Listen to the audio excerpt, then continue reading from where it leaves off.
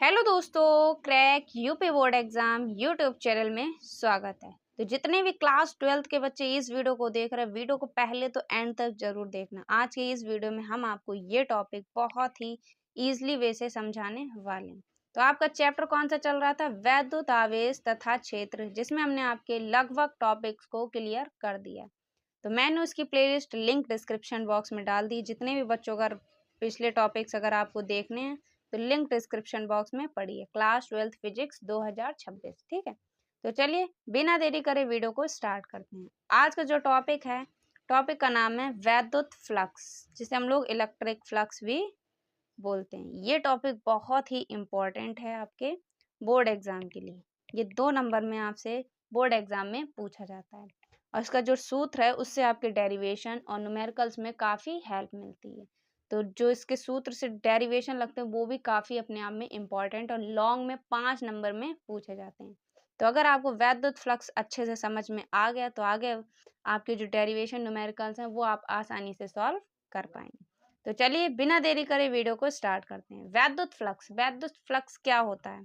तो सबसे पहले वैद्युत फ्लक्स क्या होता है ये समझ लेते हैं।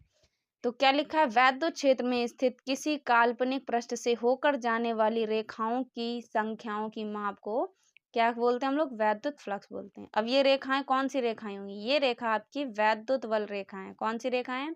वैद्युत वल रेखाएं। अब वैद्युत वल रेखाएं क्या होती हैं? वैद्युत वल रेखाएं क्या करती हैं? दिशा को दर्शाती हैं, ठीक है। वैद्युत वल रेखाएं, ठीक है। तो क्या करना है, इसमें कहा कि वैद्युत क्षेत्र में एक स्थित काल्पनिक पृष्ठ है। तो वैद्युत क्षेत्र ये चारों तरफ आपका क्या है? ये सब वैद्युत क्षेत्र। अब इसमें क्या है, हमने एक पृष्ठ मान लिया, हमने एक पृष्ठ की क्या कर ली? कल्पना कर ली। तो हमने एक पृष्ठ ले लिया और इसमें क्या लिखा है? पृष्ठ से होकर जाने वाली वैद्युत वल रेखाएं, चाहे रेखाएं कह सकते हैं आप, वैद्युत। तो हमने क्या कर दिया, यहाँ पे ये वैद्युत वल रेखाएं इससे पृष्ठ से क्या कर रही हैं? वैद्युत वल रेखाएं जा रही हैं, ठीक है। तो वैद्युत वल रेखाओं की संख्याओं की माप को ही हम लोग क्या बोलते हैं? वैद्युत फ्लक्स बोलते हैं, ठीक है। जैसे ये पृष्ठ इसमें क्या लिखा? काल्पनिक पृष्ठ से होकर जाने वाली, ठीक है। तो ये पृष्ठ आपको बनाना ही काल्पनिक, मतलब कल्पना करनी है कि काल्पनिक पृष्ठ से होकर जाने वाली जो वैद्युत वल रेखाएं हैं उन्हीं की संख्याओं को माप को हम लोग क्या बोलते हैं? वैद्युत फ्लक्स बोलते हैं, ठीक है। तो क्या लिखना है आपको? परिभाषा में लिखना है कि वैद्युत क्षेत्र में स्थित किसी काल्पनिक पृष्ठ से होकर जाने वाली, यहाँ पे आप रेखाएं भी लिख सकते हैं पर आपको नहीं समझ में आया तो यहाँ पे आप वैद्युत वल रेखाएं कर लीजिएगा, ठीक है। वैद्युत वल रेखाओं की संख्याओं की माप को वैद्युत फ्लक्स कहते हैं। अब ये बोर्ड एग्जाम में पूछा कैसे जाता है? तो ये बोर्ड एग्जाम में इस टाइप से पूछा जाए कि वैद्युत फ्लक्स क्या है, मात्रक तथा विमा दीजिए, ठीक है। तो इसमें आपसे इसकी वैद्युत फ्लक्स की परिभाषा पूछी जाएगी, ठीक है, और मात्रक विमा पूछे जाएगा। तो 2 नंबर आपके ये बोर्ड एग्जाम में पक्के कर देगा, ठीक है। तो यहाँ तक आपने कर लिया। उसके बाद क्या करना है कि अतः किसी पृष्ठ के छोटे से भाग, जैसे हमने क्या कर लिया, छोटे से भाग का वैद्युत फ्लक्स निकाल लिया, ठीक है। तो और वैद्युत फ्लक्स को किससे लिखते हैं? फाई से। ये जीरो बना के इस पे क्रॉस करना, तो इसको क्या बोलते हैं हम लोग? फाई बोलते हैं, ठीक है। वैद्युत फ्लक्स को किससे प्रदर्शित करते हैं? फाई से। इसे क्या बोलते हैं हम लोग? फाई। तो phi E is equal to E vector dot D A vector, ठीक है। ये ई के ऊपर लगा इसे हम लोग बोलते हैं वेक्टर, ठीक है। क्योंकि जो वैद्युत क्षेत्र है वो कैसी राशि है? सदिश राशि है। तो इस पर क्या लगा? वेक्टर लगा, ठीक है। तो phi is equal to E vector dot D A vector. तो हमने ये किसके लिए लिया? छोटे से भाग के लिए। अब क्या करेंगे, इसी प्रकार हम लोग संपूर्ण पृष्ठ के लिए करेंगे। पहले हम लोगों ने छोटे से भाग के लिए वैद्युत फ्लक्स लिया था, अब हम लोग क्या करेंगे? संपूर्ण पृष्ठ के लिए। तो जब संपूर्ण पृष्ठ के लिए करेंगे तो हम लोग क्या करेंगे? समाकलन करेंगे। क्या करेंगे? समाकलन। ये जो साइन होता है इसे हम लोग बोलते हैं समाकलन। मैथ्स वाले बच्चों को पता होगा, बायो वालों को नहीं पता होगा, तो इसे हम लोग बोलते हैं समाकलन, इंटीग्रेशन, ठीक है।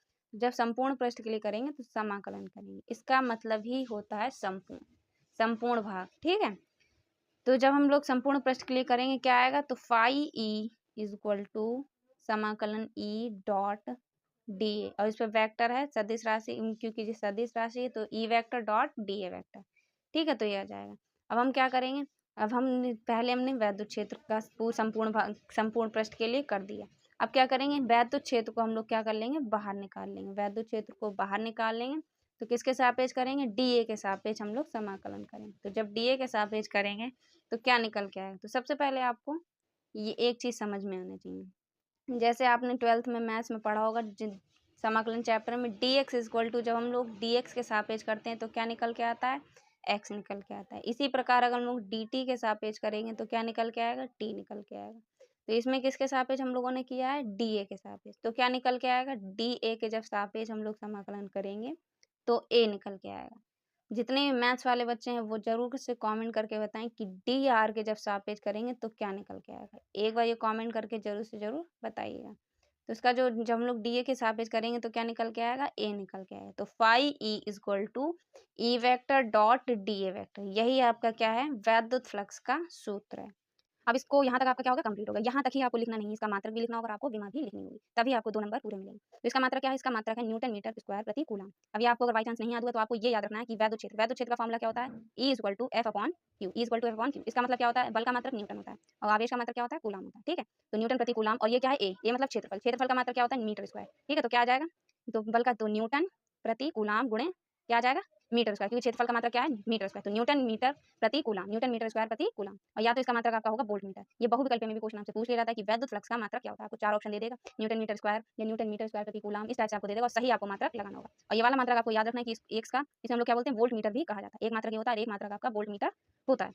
ठीक है, इसकी विमा क्या होती है, इसकी विमा होती है ml की पावर 3, t की पावर -3 और a की पावर -1 होती है। ठीक है, तो इसकी विमा ये होती है। तो ये था आपका 2 नंबर का वैद्युत फ्लक्स, जो कि आपके बहुत ही काम में आने वाला है। इससे आपके न्यूमेरिकल्स, डेरिवेशन सब इसी सूत्र से आपके निकलने वाले हैं। अभी आगे जो टॉपिक्स आएंगे वो आपको वैद्युत फ्लक्स से रिलेटेड ही मिलेंगे। तो आई होप आपको ये टॉपिक समझ में आ गया होगा। अगर आपको ये टॉपिक समझ में आया तो कमेंट बॉक्स में जरूर से जरूर बताइएगा कि ये वीडियो आपको कैसी लगी। अगली वीडियो आपको बहुत ही इंपॉर्टेंट डेरिवेशन के साथ मिलने वाली है। तो मिलते हैं आपसे एक और अगली इंपॉर्टेंट वीडियो के साथ, तब तक के लिए जय हिंद, जय भारत।